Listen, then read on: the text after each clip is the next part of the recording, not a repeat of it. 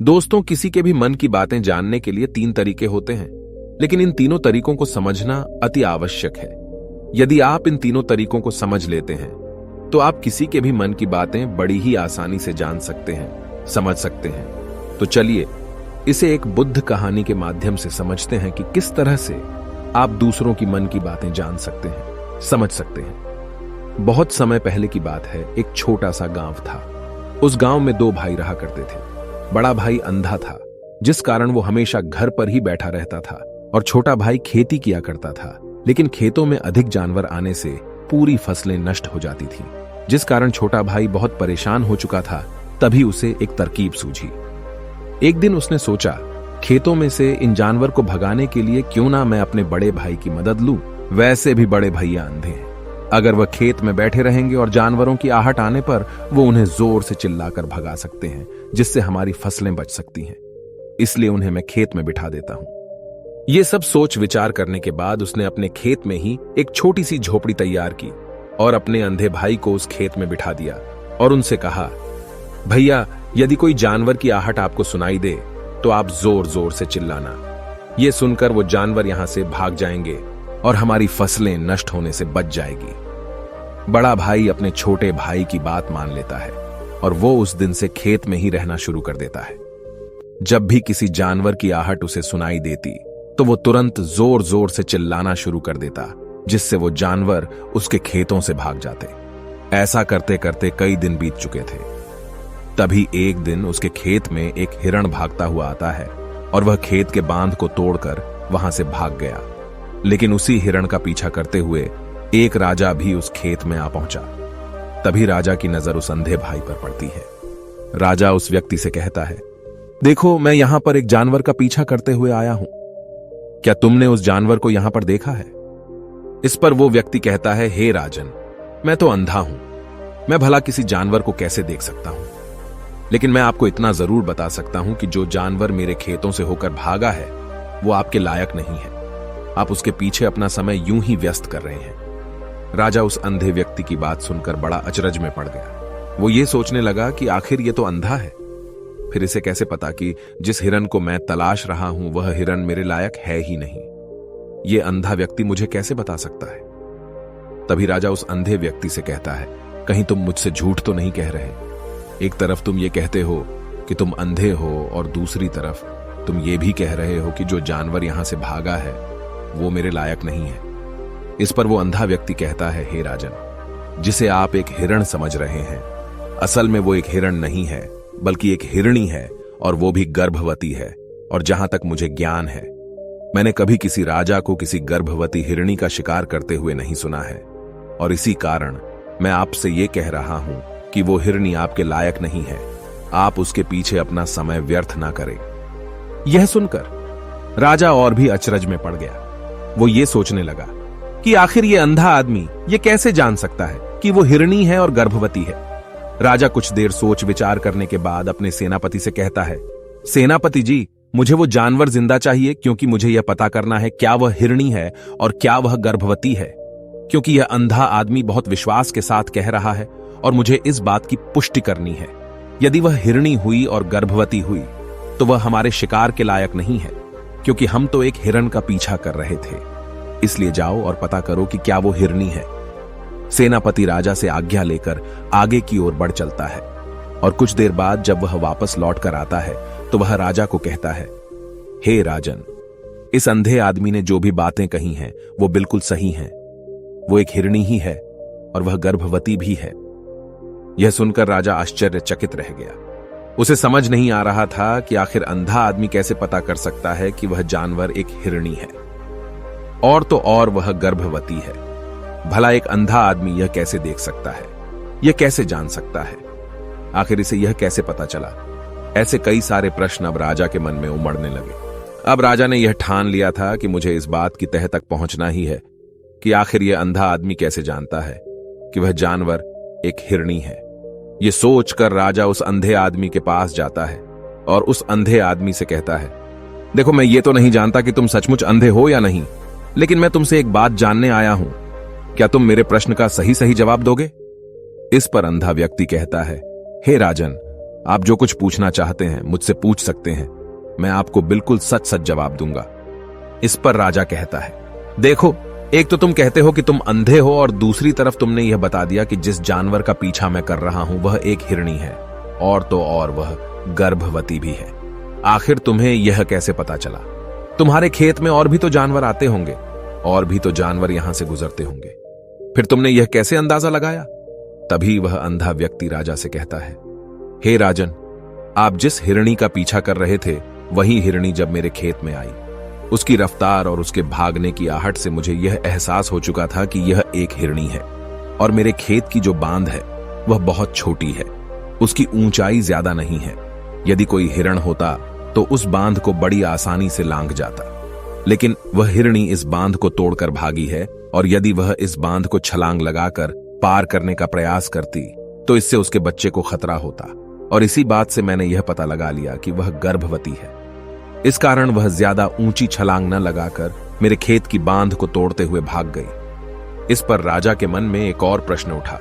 राजा ने कहा, किंतु तुम्हें कैसे पता चला कि वो एक हिरणी ही है, और भी तो कोई जानवर यहां पर आ सकते हैं? इस पर वो अंधा व्यक्ति कहता है, हे राजन, मैं पूरा दिन सुबह शाम यहीं पर बैठा रहता हूं, और मेरी सुनने की शक्ति बहुत तेज है।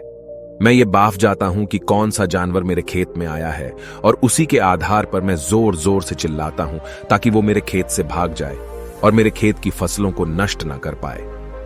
राजा उस अंधे आदमी का यह जवाब सुनकर पूरी तरह से संतुष्ट हो चुका था। वो मन ही मन ये सोच रहा था कि आदमी भले ही अंधा हो, लेकिन ये तो बड़ा ज्ञानी मालूम पड़ता है। इस आदमी से कुछ ना कुछ तो काम निकलवाना ही चाहिए। ये विचार लिए हुए राजा वहां से वापस अपने महल की ओर लौट जाता है। राजमहल पहुंचते ही राजा उस अंधे व्यक्ति से कहता है, आप तो बड़े ज्ञानी व्यक्ति हैं, आपको किसी भी बात का पता बड़ी आसानी से चल जाता है। आज मैंने आपको यहां पर इसलिए बुलाया है क्योंकि मैं आपसे ये जानना चाहता हूं कि मेरी पत्नी पतिव्रता है या नहीं। इस पर वो अंधा व्यक्ति कहता है, हे राजन, ये कैसा प्रश्न हुआ? इस पर राजा कहता है, मैंने आपसे बिल्कुल उचित प्रश्न किया है, मुझे इस प्रश्न का उत्तर दीजिए। इस पर वो अंधा व्यक्ति कहता है, हे राजन, ये सारी बातें जाने दीजिए। आपकी शादी को इतने साल बीत चुके हैं, और अब आप ये बात क्यों जानना चाहते हैं? आपके मन में ऐसे प्रश्न क्यों उठ रहे हैं? इस पर राजा जिद करते हुए कहता है, देखिए, आपको मुझे इस प्रश्न का उत्तर तो देना ही होगा। यदि आप मुझे इस प्रश्न का उत्तर नहीं देंगे तो मैं आपको मृत्युदंड दे दूंगा। राजा के मुख से यह बात सुनकर वो अंधा व्यक्ति कहता है, हे राजन, यदि आप इस प्रश्न का उत्तर चाहते हैं तो उसके लिए आपको मेरा एक काम करना होगा। राजा कहता है, बोलो, मुझे क्या काम करना होगा? इस पर व्यक्ति कहता है, इसके लिए आपकी पत्नी को मेरे साथ कमरे में अकेले छोड़ना होगा। उस अंधे व्यक्ति की यह बात सुनकर राजा पहले तो क्रोधित हो जाता है, लेकिन फिर कुछ सोच विचार करने के बाद वह उस व्यक्ति की बात मान लेता है और अपने सेनापति को आदेश देता है, सेनापति जी, इस व्यक्ति को और मेरी पत्नी को एक कमरे में कुछ देर के लिए अकेला छोड़ दे। सेनापति बिल्कुल वैसा ही करता है। अब राजा की पत्नी और अंधा आदमी एक कमरे में बंद हो चुके होते हैं। तभी वो अंधा आदमी राजा की पत्नी से कहता है, मुझे आपको छूना है। इस बात पर रानी अत्यधिक क्रोधित हो जाती है और उस अंधे आदमी को वो पकड़ पकड़ कर पीटने लगती है, कभी हाथों से तो कभी लातों से तो कभी पटक पटक कर। इस तरह से उन्होंने उस अंधे आदमी की खूब पिटाई की। उसके बाद किसी तरह से वह अंधा आदमी अपनी जान बचाकर वहां से भाग निकलता है और वह राजा के पास पहुंचता है और वह राजा से कहता है, हे राजन, आपकी पत्नी पतिव्रता नहीं है। यह बात सुनकर राजा अत्यधिक क्रोधित हो उठता है और राजा अपनी तलवार निकालकर सीधा अपनी पत्नी की ओर जाता है और क्रोधित होकर वह अपनी रानी से कहता है, रानी जी, आज मैं जो भी सवाल आपसे करने वाला हूं उसका मुझे सच सच जवाब दीजिएगा, और यदि आपने एक शब्द भी झूठ कहा तो मैं आपका अभी के अभी सर धड़ से अलग कर दूंगा। तभी आगे वह राजा कहता है, मुझे बताइए, क्या आप पतिव्रता हैं या नहीं? इस पर रानी कहती है, हे राजन, आप भले ही मुझे जान से मरवा दीजिए, लेकिन मैं पतिव्रता नहीं हूं। राजा यह बात सुनकर बहुत खुश हुआ, क्योंकि उस अंधे आदमी ने जो भी कहा था वह बिल्कुल सच था। यह बात सुनकर तुरंत ही राजा उस आदमी के पास पहुंचता है और आकर उस अंधे आदमी से कहता है, तुम्हें कैसे पता चला कि मेरी पत्नी पतिव्रता नहीं है? इस पर वह अंधा आदमी कहता है, हे राजन, बड़ी सीधी सी बात है। मैंने तो आपकी पत्नी से बस इतना ही कहा था कि मुझे आपको छूना है, और इस बात पर वह इतना क्रोधित हो उठी कि उन्होंने गुस्से में आकर मुझे लात घूंसों से पीटना शुरू कर दिया। और भला कोई औरत किसी और मर्द को कैसे छू सकती है, लेकिन उन्होंने न आव देखा न ताव, बस लात घूंसे मुझ पर बरसाने शुरू कर दिए। वह भी तो एक छूना ही हुआ, और एक पतिव्रता नारी कभी भी पराये मर्द को नहीं छूती। जब मैंने उसे छूने के लिए कहा था तो वह उस वक्त मुझे मना कर सकती थी, लेकिन उन्होंने तो मुझे पीटना शुरू कर दिया और देखते ही देखते उन्होंने मेरे पूरे शरीर को छू लिया। अब आप ही बताइए, ऐसी स्त्री भला पतिव्रता कैसे हो सकती है? इस पर राजा कहता है, तुम तो बड़े ज्ञानी मालूम पड़ते हो। अच्छा ठीक है, चलो तुम मेरे एक प्रश्न का और जवाब दो। यदि तुमने मुझे इस प्रश्न का सही सही जवाब दे दिया तो मैं तुम्हें यहां से जाने दूंगा। आगे राजा उस अंधे आदमी से कहता है कि तुम मुझे यह बताओ, क्या मैं सच में अपने पिताजी का ही बेटा हूं या फिर किसी और का? इस पर वह अंधा भी कहता है, हे राजन, इस बात से आपका क्या लेना देना? आप किसी की भी औलाद हो, आखिर आप हैं तो इस राज्य के राजा, इसलिए इस प्रश्न को जाने दीजिए। लेकिन राजा कहता है, नहीं नहीं, मुझे इस प्रश्न का सही सही जवाब चाहिए, अन्यथा यह प्रश्न मुझे हमेशा परेशान करता रहेगा। इसलिए मैं इसका सही सही जवाब जानना चाहता हूं। यदि तुम इसका सही सही जवाब दे देते हो तो तुम यहां से जा सकते हो, मैं तुम्हें नहीं रोकूंगा। इस पर वह अंधा आदमी कहता है, हे राजन, इसके लिए तो मुझे आपके मां के पास भी जाने की कोई आवश्यकता नहीं है। मैं आपको अभी अभी यह बता सकता हूं कि आप किसकी औलाद हैं, लेकिन उससे पहले मैं चाहता हूं कि आप मुझसे एक वादा करें कि आप मुझ पर क्रोध नहीं करेंगे। राजन ने कहा, मैं तुमसे वादा करता हूं, मैं तुम पर क्रोध नहीं करूंगा। इसके बाद वह अंधा आदमी राजा से कहता है, हे राजन, आप है तो अपने ही पिता के पुत्र, लेकिन आप पर एक कंजूस सेठ की छाया पड़ी हुई है। यह सुन राजा बहुत क्रोधित हो उठा और वह तुरंत तलवार निकालकर अपनी मां के पास जा पहुंचा। वह वहां पर पहुंचने के बाद अपनी मां से कहता है, मां, मुझे सच सच बताइए, क्या मैं अपने ही पिता का पुत्र हूं या नहीं? यदि आपने मुझे सही सही नहीं बताया तो वह यहीं पर अपने प्राण त्याग दूंगा। मुझे बताओ, क्या सच है? इस पर उस राजा की मां कहती है, बेटा, तू है तो अपने ही पिता का पुत्र, लेकिन तुम्हारे ऊपर एक कंजूस सेठ की छाया पड़ी हुई है। जब मैं एक बार नहाने के बाद अपना मुंह आईने में देख रही थी, तभी उस कांच के पीछे मुझे एक कंजूस सेठ नजर आता है और उसी की छाया तुम पर पड़ चुकी है। यह सुन राजा बहुत खुश हो जाता है और वह तुरंत दौड़ा दौड़ा वापस उस अंधे आदमी के पास पहुंचता है और उस अंधे आदमी से कहता है, तुम्हें यह कैसे पता चला कि मुझ पर एक कंजूस सेठ की छाया पड़ी हुई है? इस पर वह आदमी कहता है, हे राजन, आपने मुझसे कई सारे सवाल पूछे जिनका जवाब मैंने आपको सही सही दिया है। यदि कोई और राजा होता तो मुझे इसके बदले में ढेरों सारे इनाम मिल चुके होते, लेकिन अब तक आपने एक फूटी कौड़ी तक नहीं दी है। इस बात से ही मैंने अंदाजा लगा लिया था कि आप बहुत कंजूस हो। यह बात सुनकर राजा जोर जोर से हंसने लगा और कहता है कि आप जो भी मांगेंगे वह मैं आपको अवश्य दूंगा, लेकिन मुझे यह बताओ कि तुम्हें कैसे पता चल जाता है कि कौन सी बात सही है और कौन सी गलत? तुम किसी भी बात का इतना सटीक और सही जवाब कैसे दे पाते हो? इस पर वह अंधा आदमी कहता है, हे राजन, मैं तो वैसे ही अंधा हूं। यदि मेरी आंखें होती तो मैं किसी की भी मन की बातें बड़ी सरलता से जान लेता। मन की एक भाषा होती है और यह भाषा मनुष्य के शरीर के व्यवहार के रूप में देखी जा सकती है। उसकी आंखों से, उसके होठों से, उसके काम करने के तरीके से, उसकी क्रियाओं से पता किया जा सकता है कि उसके मन में क्या चल रहा है। उसके आधार पर हम किसी के भी मन की बातें जान सकते हैं, लेकिन मैं तो अंधा हूं, मैं देख नहीं सकता, इसलिए मैं क्रियाओं से देखता हूं। यदि मुझे कोई बात जाननी हो तो अगले आदमी को कुछ काम देना पड़ता है, जिस पर वह व्यक्ति किस प्रकार काम करता है, किस तरीके से इस काम को करता है, उसके आधार पर ही मैं यह पता कर पाता हूं कि उसके मन में क्या चल रहा है। तभी वह राजा कहता है, तो क्या इसका अर्थ यह हुआ कि मैं भी किसी के मन की बातें जान सकता हूं? इस पर वह अंधा आदमी कहता है, हे राजन, अवश्य आप भी किसी भी व्यक्ति के मन की बात जान सकते हैं, किंतु उससे पहले आपको अपने ऊपर काम करना होगा, और वह काम है अपने मन को शांत करना, अपने मन को वर्तमान में लाना होगा, जिसके लिए मैं आज आपको 3 तरीके बताने वाला हूं। और ये तीनों ही तरीके बड़े ही आसान और सरल हैं, किंतु हे राजन, उससे पहले आपको एक काम करना होगा, अपने मन को एकाग्र करना होगा। जब हम अपने मन को एकाग्र करते हैं, अपने मन को वर्तमान में लाते हैं, तो हम दूसरे के मन की बात जान सकते हैं, क्योंकि वह आदमी अभी भी अपने मन में वर्तमान में ही सोच रहा है, और हमें भी मन को वर्तमान में ही लाना होगा। तभी हम उसके मन की बातें जान सकते हैं। यदि हम अतीत में हुई घटनाओं के बारे में सोच रहे हैं तो वह जो अगला आदमी वर्तमान में सोच रहा है, वर्तमान में अपने मन में बात कर रहा है, वह हम कैसे जान पाएंगे? क्योंकि हम तो अतीत की घटनाओं में डूबे हुए हैं। इसलिए किसी के भी मन की बात जानने के लिए सबसे पहले हमें हमारे मन को एकाग्र करना होगा, उसे वर्तमान में लाना होगा। आगे वह व्यक्ति राजा से कहता है, हे राजन, जो 3 तरीके मैं आपको बताने वाला हूं, इन 3 तरीकों से बड़ी आसानी से किसी के भी मन की बातें जान सकते हैं। उसके बाद वह अंधा आदमी राजा से कहता है, हे राजन, जो सबसे पहला तरीका है वह है आंखों पर ध्यान देना। किसी व्यक्ति से बात करते वक्त उसकी आंखों में देखना, उसकी आंखों पर ध्यान देना जो सबसे ज्यादा जरूरी है, क्योंकि आंखें बोलती नहीं पर बहुत कुछ कह जाती हैं। यदि हम किसी व्यक्ति की आंखों के इशारों को समझना सीख जाएं, हम यह जान पाएंगे कि व्यक्ति के दिमाग में क्या चल रहा है, वह क्या सोच रहा है और अभी वह क्या करने वाला है। मेरे पास आंखें नहीं हैं, लेकिन मैंने अपने गुरु से यह विद्या सीखी है, क्योंकि बहुत सालों पहले मेरे पास आंखें थीं और मैं उस वक्त लोगों के मन की बातें केवल उनकी आंखों से ही जान लेता था।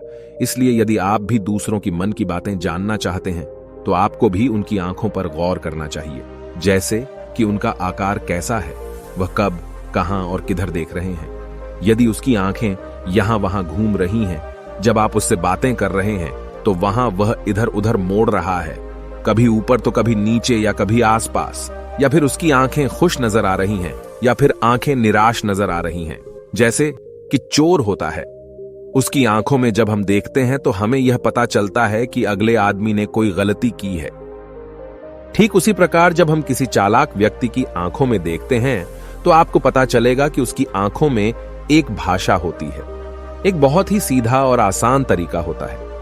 यदि आपको यह पता लगाना है कि सामने वाला व्यक्ति आपसे झूठ कह रहा है या फिर सही, तो आपको उसकी आंखों पर ध्यान देना अति आवश्यक है। यदि आपसे बात करते वक्त वह व्यक्ति अपनी आंखें यहां वहां घुमा रहा है, ऊपर नीचे, इधर उधर, दाएं बाएं, हर जगह देख रहा है, तो इसका अर्थ यह हुआ कि वह उस बात से निकलने का कोई रास्ता ढूंढ रहा है, वह कोई झूठ बना रहा है। यदि सामने वाला व्यक्ति आपसे कुछ झूठ कहने का प्रयास कर रहा है तो वह आपसे नजर नहीं मिलाएगा। वह यहां वहां देखेगा, ऊपर नीचे देखेगा, लेकिन वह आपकी आंखों में आंखें डालकर कभी नहीं देख पाएगा, क्योंकि उसे डर है कि यदि उसने आपकी आंखों में आंखें डालकर देखी तो उसका झूठ पकड़ा जाएगा और लोगों को सच्चाई का पता चल जाएगा। और इसी प्रकार कुछ और भी भाषाएं होती हैं। जब आप किसी की आंखों में आंखें डालकर यह देखना शुरू कर देंगे कि उसके हाव भाव क्या है, ठीक उसी प्रकार चेहरे के हाव भाव होते हैं, जिससे हम मन की बातें बड़ी आसानी से समझ सकते हैं और इन्हें भी समझना बहुत जरूरी है। कभी कभी कोई व्यक्ति अपने चेहरे से जैसे आंख, होंठ और बहुत से कुछ अलग अलग व्यवहार करता है। यदि आप किसी व्यक्ति के चेहरे में गौर करेंगे तो आप आसानी से समझ पाएंगे कि वह व्यक्ति निराश है, जब व्यक्ति बहुत उदास है, या फिर वह बहुत खुश है, या फिर उसे कोई बहुत बड़ा दुख है। वह अपने अंदर क्या महसूस कर रहा है, ये सारी बातें हम उसके चेहरे के हाव भाव से पता कर सकते हैं। फिर चाहे इंसान जुबान से कुछ बोले या ना बोले, लेकिन आप उसके चेहरे से सब कुछ पता कर सकते हैं। आगे व्यक्ति राजा से तीसरा तरीका बताते हुए कहता है, हे राजन, इसी प्रकार तीसरी भाषा भी है, अर्थात तीसरा तरीका भी है, और वह है हाथों के इशारे और शरीर का व्यवहार। मन की बात समझने के लिए हमें हाथ के इशारे और शरीर के व्यवहार को समझना बहुत आवश्यक है। कोई व्यक्ति जब बात करता है तो आपने देखा होगा कि वो अपने हाथों को हिलाता रहता है, अपने हाथों से इशारा करता रहता है। बातों के साथ साथ अपना शरीर का जो व्यवहार है, अर्थात बॉडी लैंग्वेज, उसका भी पूरा उपयोग करता है, जिससे हमें यह पता चल पाता है कि वह व्यक्ति हमारी बातों पर कितना ध्यान दे रहा है और उसके मन में क्या चल रहा है। शरीर के व्यवहार को देखने के लिए उसके हाथ मटकाने, शरीर मटकाने और चेहरे पर बार बार हाथ लाने, हाथों का एक दूसरे से मसलना, ऐसी बहुत सी क्रियाएं होती हैं, उस पर हमें ध्यान देना अति आवश्यक है। मन की बात को समझने के लिए हमें शरीर के व्यवहार को भी समझना पड़ता है। यदि हम इन 3 तरीकों को सही तरीके से ध्यान देकर इन 3 तरीकों को अच्छे से समझ लेते हैं तो हम बहुत जल्दी किसी भी व्यक्ति के मन की बातें बड़ी सरलता और सहजता से जान सकते हैं। इसलिए यदि आपको किसी के मन की बातें जानी है तो आपको उसकी आंखों पर, उसके चेहरे पर, उसके शरीर के हाव भाव को और उसके हाथों को ध्यानपूर्वक देखना और समझना होगा, जिससे आप यह समझ पाएंगे कि आखिरकार उसके मन में क्या चल रहा है और वह क्या सोच रहा है। लेकिन उनसे पहले आपको अपने मन को एकाग्र करना होगा, शांत करना होगा और अपने मन को वर्तमान में लाना होगा। तभी आप उस व्यक्ति की इन सभी क्रियाओं पर ध्यान दे पाएंगे, उन्हें समझ पाएंगे। अन्यथा आप यदि अतीत की घटनाओं में व्यस्त हैं, भविष्य की योजनाओं में व्यस्त हैं, तो आप उस व्यक्ति के हाव भाव पर कभी ध्यान ही नहीं पाएंगे और न ही आप कभी यह समझ पाएंगे कि आखिर उस व्यक्ति के मन में क्या चल रहा है, वह क्या सोच रहा है।